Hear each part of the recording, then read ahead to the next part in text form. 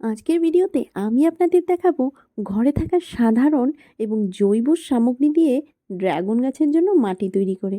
সঙ্গে দেখাবো ড্রাগন গাছের রিপোর্টিং বা ড্রাগন গাছের ছাদ বাগানে প্রতিস্থাপন করা। এগুলো ছাড়াও আমি আপনাদের বলে দেব ড্রাগন গাছে কোন খাবার ব্যবহার করলে ড্রাগন গাছ তাড়াতাড়ি বৃদ্ধি পাবে এবং গাছে খুব তাড়াতাড়ি আর অনেক বেশি ফল আসবে। এই হচ্ছে ড্রাগন গাছ। কয়েক বছর আগ পর্যন্ত আমরা ভারতবাসীরা ড্রাগন ফল সম্পর্কে জানতামই না, কিন্তু বিগত 1-2 বছর ধরে কিন্তু এই ড্রাগন ফলটা মোস্ট ট্রেন্ডিং। ফলেরও যেমন আমাদের ভারতের বাজারে প্রচুর চাহিদা আর এর ফলের কিন্তু প্রচুর দাম, তেমনি আমরা যারা বাগান করতে ভালোবাসি হঠাৎ করে দেখলাম বাগানীদের মধ্যেও এই ফলটা নিয়ে বেশ আগ্রহ, এর গাছটা করার জন্য বেশ আগ্রহ। আমরা যারা বাগান করতে ভালোবাসি তারা প্রত্যেকেই কিন্তু একটা করে ড্রাগন গাছ বাগানে রাখি। ইতিমধ্যে অনেকেই বাগানে এই ড্রাগন গাছকে রেখেছেন আর অনেকে কিন্তু ফলও পেয়ে যাচ্ছেন ড্রাগন গাছ থেকে। তবে আমার বাগানে আমি এখন পর্যন্ত ড্রাগন গাছ বসাতে পারিনি। আসলে ড্রাগন গাছ আমি খুঁজেই পাচ্ছিলাম না। তো এখন বর্তমানে একটা নার্সারিতে আমি গেছিলাম, সেখান থেকে ভালো প্রজাতির একটা ড্রাগন গাছ নিয়ে এসেছি। এই ড্রাগন গাছের দামও কিন্তু অনেক। আপনারা বাজারে ভালো প্রজাতির ড্রাগন গাছ যদি নিতে চান 50 থেকে 200 টাকা পর্যন্ত এর চারা, মোটামুটি 1 ফুট পর্যন্ত লম্বা চারা পেয়ে যাবেন। অনেক জাতের ড্রাগন গাছ হয়ে থাকে। এই আমার যেখানে বাড়ি সেখানে 6-7 রকমের ড্রাগন গাছ আমি নার্সারিতে দেখেছি। তবে ড্রাগনের কিন্তু 600-রও বেশি প্রজাতি আছে। আপনারা দেখে নেবেন কোনটা আপনাদের এখানে বেশি অ্যাভেলেবেল।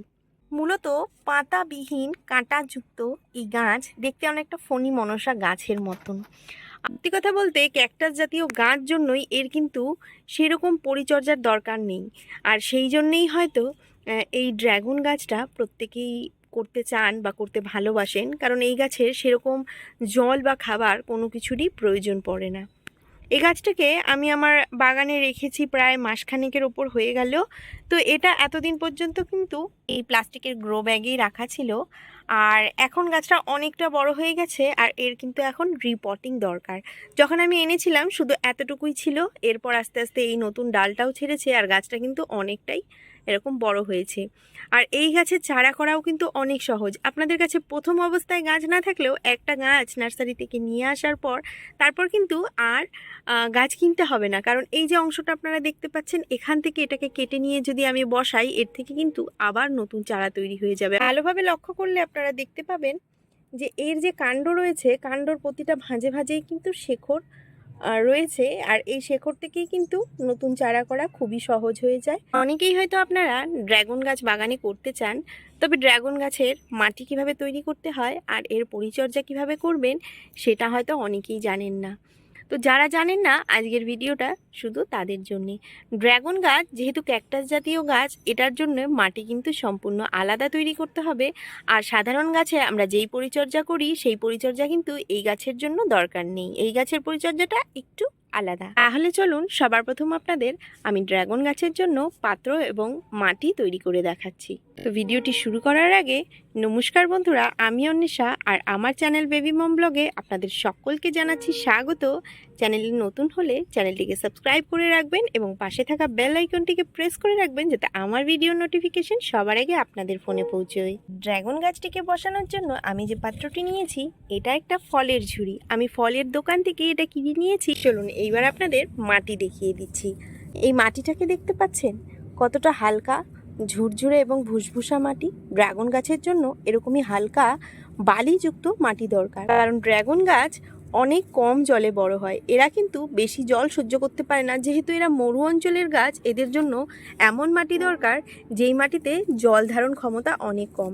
তো আমরা যে নর্মালি বাগানের আঠালো মাটি ব্যবহার করি সেই মাটিতে জল ধারণ ক্ষমতা অনেক বেশি হওয়ায় এই গাছ যদি আপনারা সেই ধরনের মাটিতে বসান তাহলে কিন্তু গাছে ফাঙ্গাস লেগে যাওয়ার অনেকটাই ভয় থাকবে। আপনাদের কাছে যদি সেই ধরনের মাটি না থাকে আপনারা মাটির সঙ্গে বালি মিক্স করে নিতে পারেন। আর একটা জিনিস লক্ষ্য করেছেন এই মাটিটা কতটা কালো ধরনের? কেন বলুন তো? কারণ এটা হিউমাসযুক্ত মাটি। হিউমাসযুক্ত মাটি আপনারা যে কোনো গাছের তলায় যখন পাতা দিনের পর দিন পরে পাতাটা পচে যায়, সেই পাতাটাকে সরানোর পর বা পাতাগুলো পচে যাওয়ার পর সেই গাছের গোড়ার মাটিটাকে দেখবেন যে খুব কালো দেখায়, আর সেই মাটিটাই কিন্তু হিউমাসযুক্ত মাটি। আর এই মাটিতে আপনারা লক্ষ্য করতে পারবেন কত পাতা পচা রয়েছে। এটা আমি একটা বড় গাছের নিচ থেকে এই মাটিটাকে নিয়েছি, পুরো কালো হিউমাসযুক্ত মাটি। তো ড্রাগন গাছের জন্য হিউমাসযুক্ত মাটি কিন্তু খুবই উপযোগী, কারণ এই যে পাতা পচা সার রয়েছে এতে কিন্তু সহজে ফাঙ্গাস লাগে না। অন্যান্য সার যেমন গোবর সারে অনেক সময় ফাঙ্গাস লেগে যাওয়ার ভয় থাকে, কিন্তু পাতা পচা সারে কিন্তু সহজে ফাঙ্গাস লাগে না। আর হিউমাসযুক্ত মাটিতে গাছ কিন্তু খুব ভালো হয়। মাটিটাকে গাছের নিচ থেকে তুলে নিয়ে এসে আমি এটাকে 2-3 দিন রোদে শুকিয়ে নিয়েছি, কারণ গাছের নিচে যখন পড়ে থাকে এগুলোতে অনেক সময় অনেক রকম ফাঙ্গাস এবং ব্যাকটেরিয়া থাকতে পারে। তার জন্য এটাকে আমি 2-3 দিন রোদে শুকিয়ে নিয়েছি। শুকিয়ে নেওয়ার পর এখন আমি এটাকে গাছের জন্য উপযোগী করে তুলেছি। আর এর মধ্যে আমি মিশিয়ে দিয়েছি অল্প একটু বালি। বালি মিশানোর সময় আমার আসলে ভিডিও করা হয়নি, আমি দেখাতে পারলাম না। তবে আপনাদের কাছে যদি নর্মাল গার্ডেন সয়েল থাকে ড্রাগন গাছের জন্য বসানোর জন্য, তার মধ্যে আপনারা 40% বা 30% বালি মিক্স করে নেবেন। এটাতে আমি 30% মতো গোবর সার দিয়ে দিলাম। যতটা মাটি নিয়েছি, মাটি আর বালি সমান সমান নিয়েছি, আর তার মধ্যে নিয়েছি আমি এখানে গোবর সার নিয়েছি 30%-এর মতন। এবার গাছটাতে যাতে ছত্রাক না লাগে এর জন্য আমি এটাতে কিছুটা পরিমাণ হলুদ মিশিয়ে দিচ্ছি। হলুদ আমাদের রান্নার কাজে সবারই ব্যবহৃত হয় আর প্রত্যেকের বাড়িতেই থাকে, খুবই ইজি, এই জন্য আমি হলুদটাই আপনাদের দেখালাম। আর এর সঙ্গে আপনারা চাইলে একটুখানি খাবার সোডাও মিক্স করে দিতে পারেন বা একটু চুনও মিক্স করে দিতে পারেন।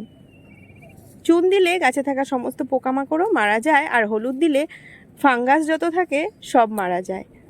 আর গাছে নতুন করে ফাঙ্গাস লাগার কোনো ভয়ও থাকে না। অনেক সময় পটিং করার পর গাছে কিন্তু চট করে ফাঙ্গাস লেগে যায়, এই জন্য আপনারা গাছটা বসানোর সময় একটু হলুদ মিক্স করে নিতে পারেন।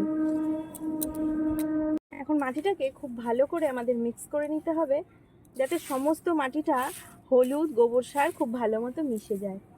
এই মাটিতে আপনারা কিন্তু অনেক গাছের পাতা বা ছোটো ছোটো ডাল দেখতে পাবেন, কারণ এতে আমি কিছুটা পরিমাণ শুকনো পাতা, গাছের ডাল, শুকনো এগুলো সব মিক্স করে দিয়েছি। এতে কিন্তু মাটি অনেকটা হালকা হয়, আর এগুলো পচে তার থেকে কিন্তু গাছে প্রচুর খাবার পায়।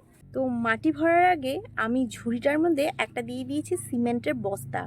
সিমেন্টের বস্তা দেওয়ার কারণ ঝুড়িটাতে অনেক ছিদ্র ছিল, এর দিয়ে কিন্তু মাটিটা একদম বেরিয়ে চলে যাবে, যার জন্য একটা বস্তা দিয়ে দিচ্ছি সিমেন্টের। আর বস্তাটাতে আমি কিন্তু ছিদ্র করে নিয়েছি যাতে ড্রেনেজটা খুব ভালো থাকে, কারণ এই গাছে যদি জল জমে যায় তাহলে কিন্তু গুরুতর বিপদ। এবার পাত্রটিতে আমি মাটি ভরা শুরু করব। তবে মাটি ভরার আগে মাটির ব্যবহারটাকে একটু কম করার জন্য আমি কিছু জিনিস দিয়ে দেব। যেমন ছাদের ওপরে একটা চটের বস্তা পড়েছিল, বস্তাটা একদমই পচে গেছে আর এটা ব্যবহার করার উপযোগী নয়।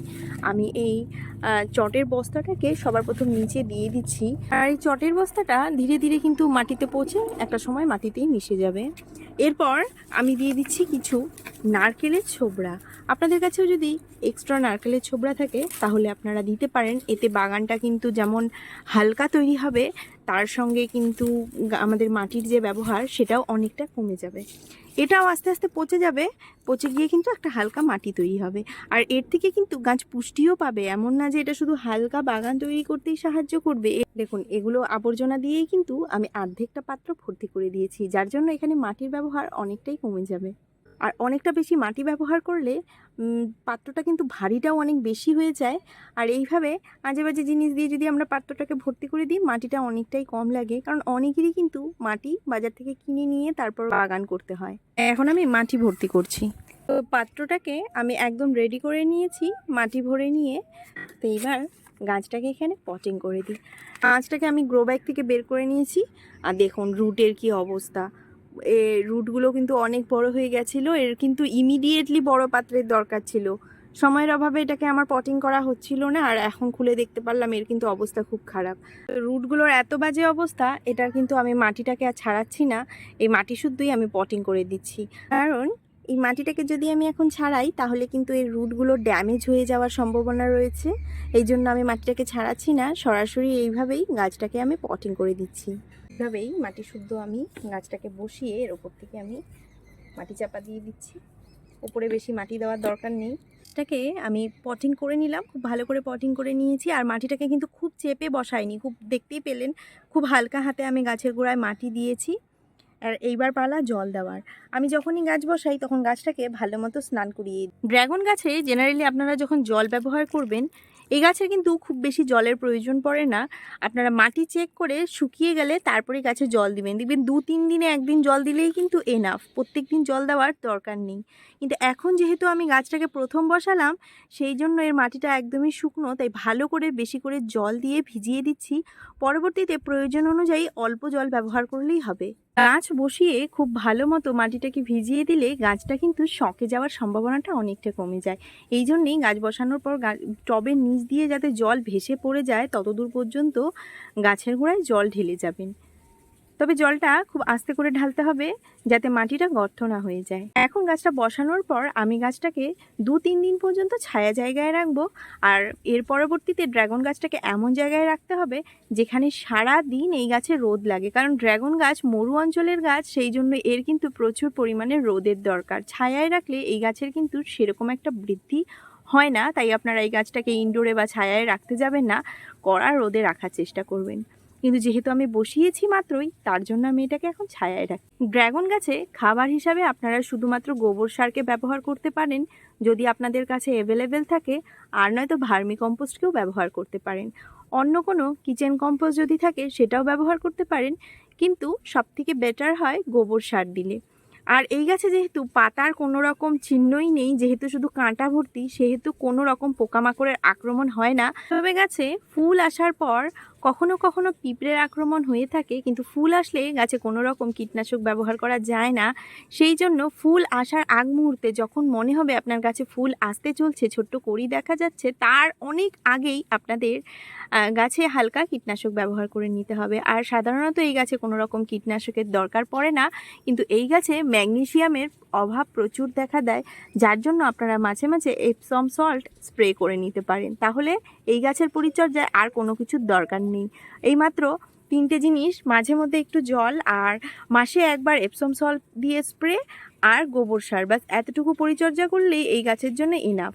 পরবর্তীতে আমার ড্রাগন গাছ কতটা গ্রো করছে আর আমি কিভাবে যত্ন করছি, গাছে কখন ফুল আসছে, সমস্ত আপডেটই আমি আপনাদের সঙ্গে ধীরে ধীরে শেয়ার করব। তো আজকের ভিডিওটিকে এখানেই শেষ করছি। ভিডিওটি কেমন লাগলো তা কমেন্ট করে জানাতে ভুলবেন না। যদি ভালো লাগে থাকে তাহলে অবশ্যই একটি লাইক এবং পরিবারের একজনের সাথে আমার ভিডিওটিকে শেয়ার করে দেবেন। আপনাদের সঙ্গে আবারও দেখা হচ্ছে আরও একটি নতুন ভিডিও নিয়ে। ততক্ষণের জন্য ভালো থাকবেন, সুস্থ থাকবেন।